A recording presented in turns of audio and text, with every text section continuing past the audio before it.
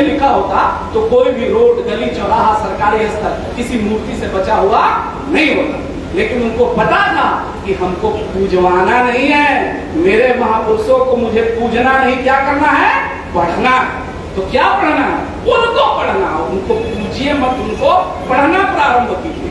और जिस दिन आप पढ़ना प्रारंभ करेंगे उसी दिन उस महान विभूति को आप समझेंगे और आपके अंदर वो व्यक्ति आ जाएगा। और ये जो हम लोग अभी कह रहे हैं ना कि भाई राज सत्ता, हमको पहले वहां पहुंचना है, वहां हमला करना है, धर्म की बात, मैं भी मानता हूं कि धर्म की बात एकदम सरासर है,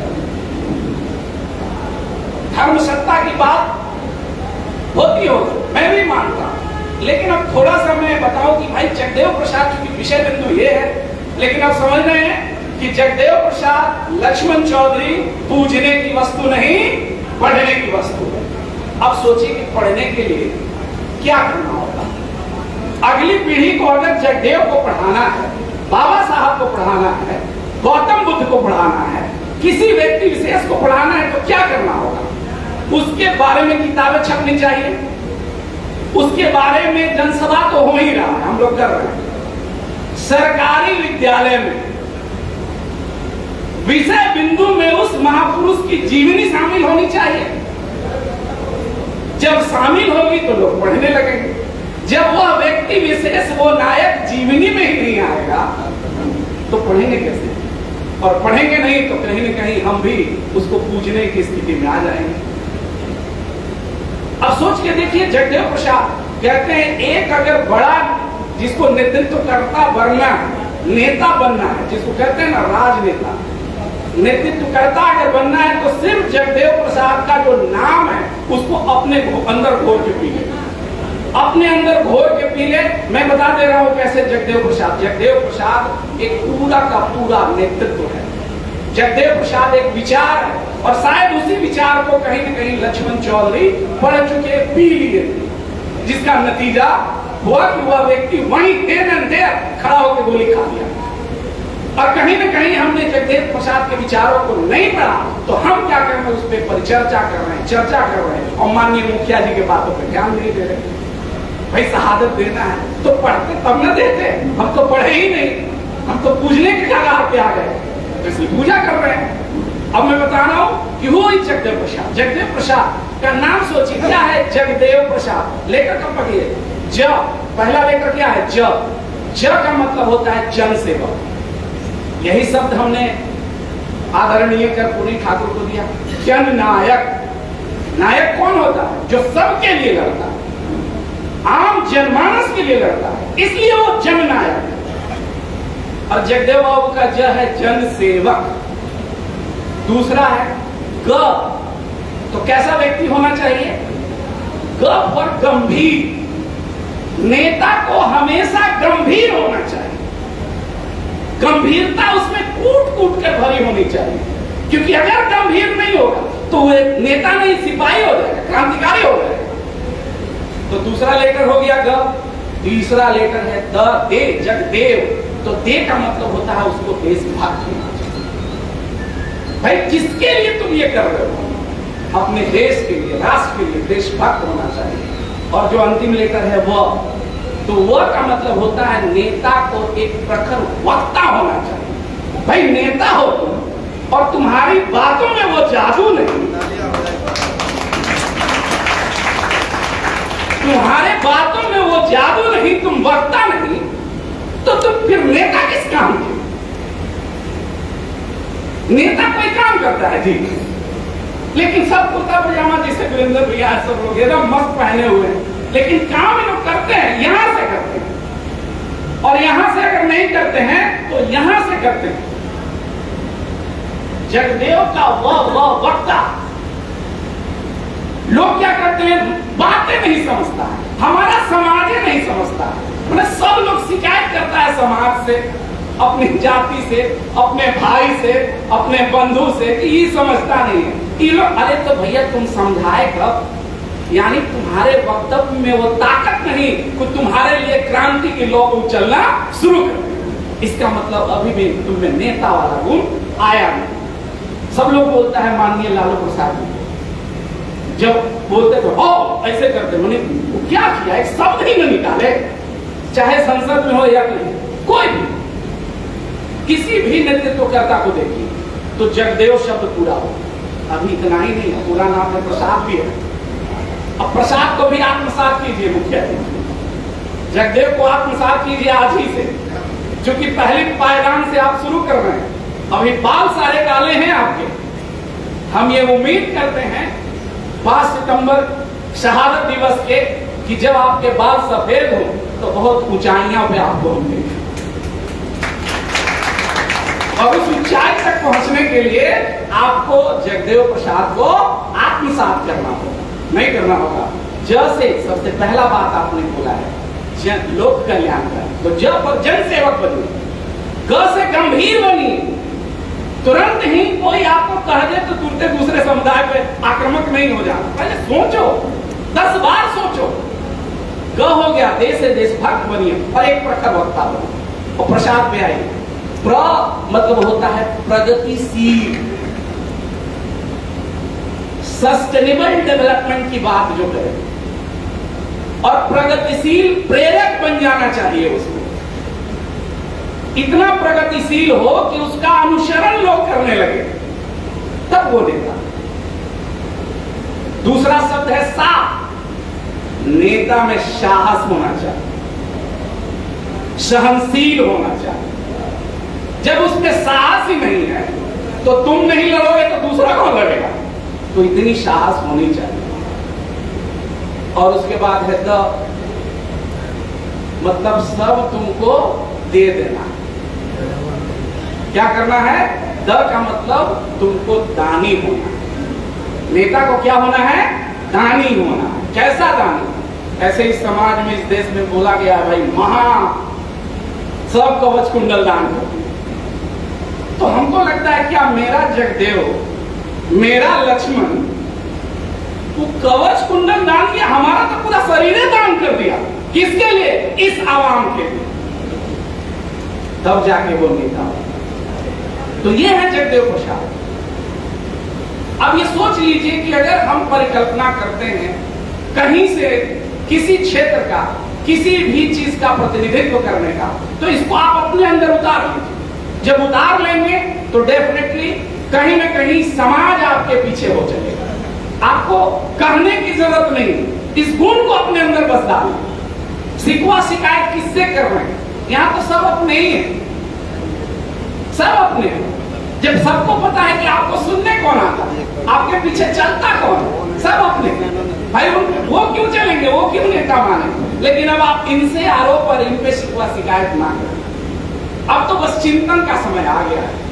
मैं तो बाबा साहब का भी बात अभी सब जगह बोला जाता है सर जी की, बाबा साहब का जिक्र करना भाई इस देश में किसी मंच पे जा रहे हैं आप जिक्र ना करें तो फिर समझ लीजिए कि कहीं ना कहीं आप क्रांति की लॉ का जो क्लेम है उसको आप क्या कर रहे हैं, रोटेट कर रहे हैं, इसको धीमा कर दे रहे हैं।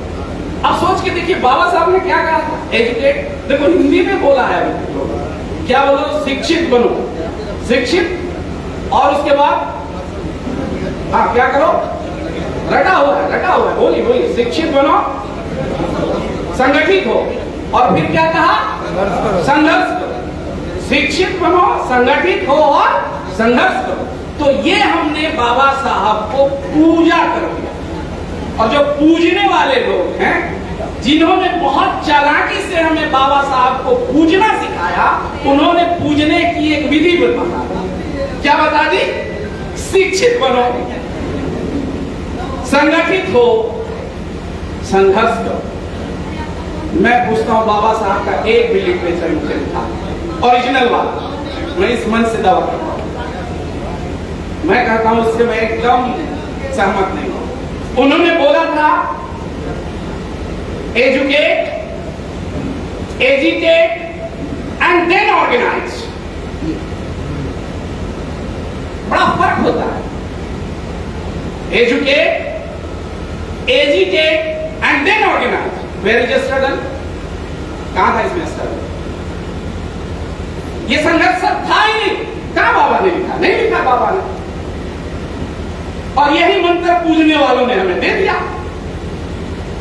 हमने बाबा साहब की मूर्तियां बनाई, पूजना शुरू किया, हारमोनी को भूल गए, उनको पढ़े नहीं, और न पढ़ने का नतीजा है कि आज हम देख रहे हैं और चर्चा कर रहे हैं। भाई जब इतने नायक शहीद हो गए, इतने नायक बहुजन को ही जगा रहे थे, और जगाते जगाते इस स्थिति में आ गए, जगाते जगाते पूरे भारत में इस स्थिति में आ गए कि हर मन से आप भी वही कर रहे हैं जो अगला करता है। गलती कहां हुई? वही हुई। एजुकेट के बाद उन्होंने बोला था एजिटेट, जिसका बाबा तथागत गौतम बुद्ध कहते हैं, जिसको आप कहते हैं चिंतन। एजिटेट का मतलब होता है स्टीयरिंग। गिलास में जब शरबत डालते हैं, चीनी डालते हैं, सत्तू डालते हैं, हॉर्लिक्स डालते हैं, तो जो चम्मच से ऐसे ऐसे करते हैं ना, दैट इज एजिटेशन। आपको वो करना था। एजुकेट होने के बाद क्या करना था? अगला स्टेप एजुकेशन में जाना था, और उसके बाद देन ऑर्गेनाइज करना था। आपने क्या किया?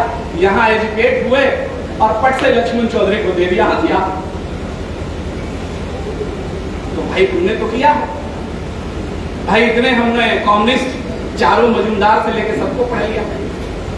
आज भी देख लीजिए, चाहे छत्तीसगढ़ हो या भारत के किसी कोने में, मर तो वो हमारा भी भाई है। सेना में भी मेरा ही भाई मर रहा है और वहां भी मेरा ही भाई मर रहा है। कैसा कोलाहल है इस देश में? कोलाहल इसलिए हुआ कि हमने उस बात को, किसी ने बहुत चालाकी से उसको संघर्ष में बदल दिया। उसको पहले एजिटेट पे लाना था, फिर ऑर्गेनाइज पे लाना था, हम संगठित होने चले। अब चूंकि बड़े भाई यहाँ उपस्थित हैं, परिचय में अभी लोग बोला भाई पिछड़ा वर्ग आयोग।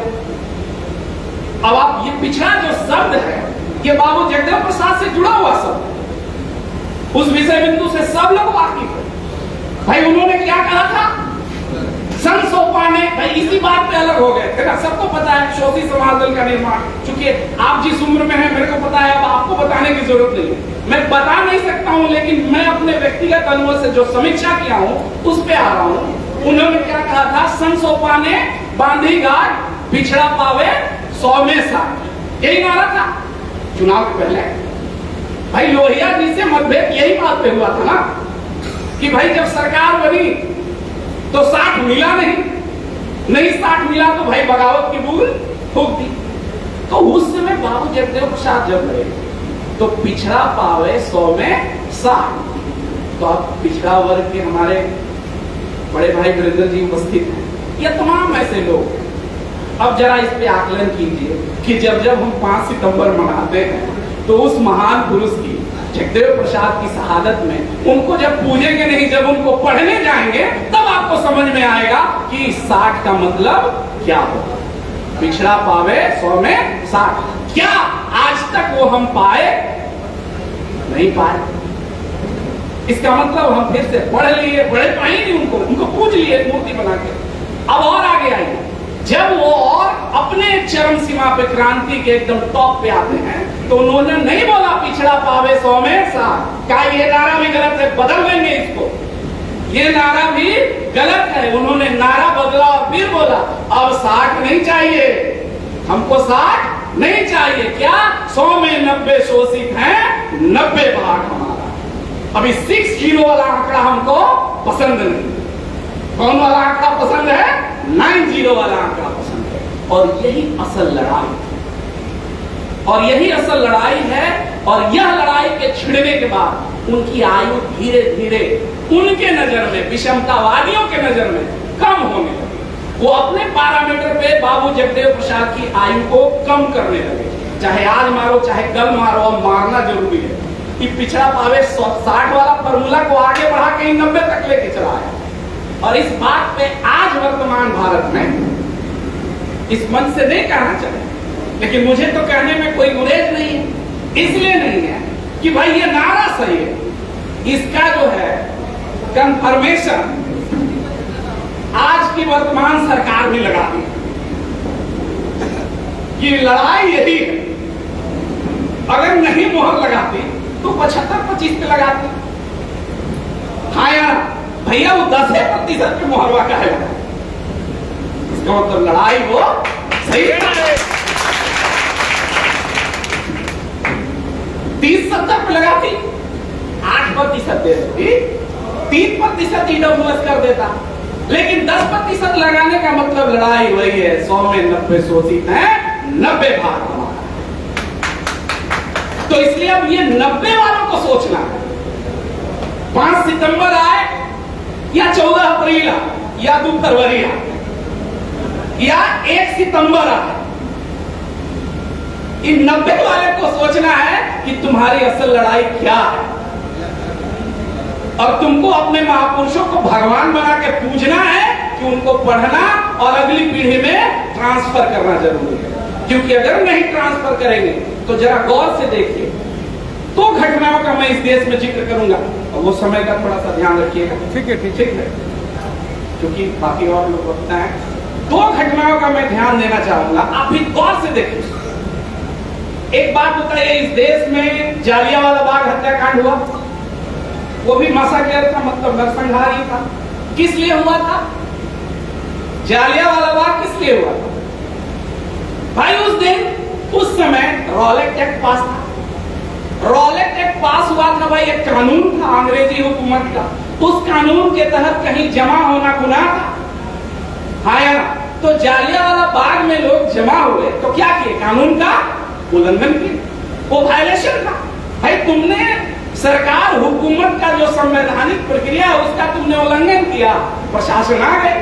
अब प्रशासन थोड़ा मन बढ़ुआ थी, मैं आजादी के पहले की बात कर रहा हूँ। जालियांवाला भाई, प्रशासन का जो पदाधिकारी था जनरल डायर, वो थोड़ा हाँ इधर का नट ऊपर नीचे वाला ढीला था। वो इधर देखा बाइलाज रॉलेट एक्ट, अरे रॉलेट एक्ट में इतना आदमी, हाउ इज इट पॉसिबल? क्या किया? फायर, गोलियां छोड़ दी सारे लोगों, सबको पता है क्या हुआ उस घटना। तो वहां भी एक सरकारी व्यवस्था, सरकारी पुलिस, सरकारी तंत्र उतने लोगों की हत्या कर दिया। आज वो स्मारक स्थल है आजाद भारत, हम उसको याद करते हैं। क्यों याद करते हैं? क्योंकि इतिहास के पन्नों में वो दर्ज है, इसलिए नहीं कि वो पूजा जाता है। अगर जालियांवाला बाग में फूल चढ़ा के पूजा जाता तो आज भी उसको कोई याद नहीं रखता, लेकिन उसको आधुनिक भारत में एक घटना के रूप में पढ़ाया जाता है। यूनिवर्सिटी में सब जगह सिलेबस में दर्ज है, इसलिए वो आज हमारे अगली पीढ़ी में भी ट्रांसफर हो गया। अब आइए दूसरी घटना, आजाद भारत में क्या हुआ था भाई? जिस आंदोलन की बाबूजी बात कर रहे थे कुर्था की धरती पे, वो क्या कर रहे थे? हो सकता है अब तो पता नहीं, परमिशन नहीं लिए थे बिहार सरकार से, भाई नियम के विरुद्ध जमा हो गए थे, ऐसा था। अब तो पता लगाने की बात कि अगर नियम के विरुद्ध वो सभा कर रहे थे, अनुमति प्रशासन ने नहीं दिया, आज ये सभा कर रहे हैं, हम लोग यहाँ अनुमंडल वाले से अनुमति मांगे होंगे ना, तो भाई अनुमति मांगे हैं, अगर दे दिया तो ठीक है, नहीं देने के बाद अगर हम सभा करने लगे तो क्या होगा? प्रशासन आए जेल में डाल दे, कोई FIR वगैरह हो, हमारे साथ भी हो सकता है। लेकिन अगर कोई हमारी आवाज को दबाएगा तो आजाद भारत के पहले आवाज दबाया जाता, वहां लोग जमा हुए जालियांवाला। यहां भी सामाजिक न्याय की बात, शोषितों वंचितों का हक हुकूमत की बात कर रहा था, उनको जब दबाया जा रहा था तो कुर्था की धरती पे भी एक वीर नहीं, ऐसे हजार वीर पैदा हुए, वो भी खड़ा हुए। तुलना कीजिए दोनों का, समसामयिक, और तुलना कीजिए यहां भी प्रशासन ने, पुलिस ने, सरकारी हुक्मरान ने गोली चलाई और हमारा यंगस्टर मारा गया। बाबूजी तो मारे ही। अब जरा फिर से तुलना कीजिए कि एक उस काल में भी यंगस्टर मारा गया, युवा साथी मारा गया, उसकी भी आयु सबको पता है, कौन है? भगत सिंह। भगत सिंह, तो भगत सिंह इतने पॉपुलर क्यों नहीं? भगत सिंह की मूर्तियां बन जा रही है, उनके विचार क्यों नहीं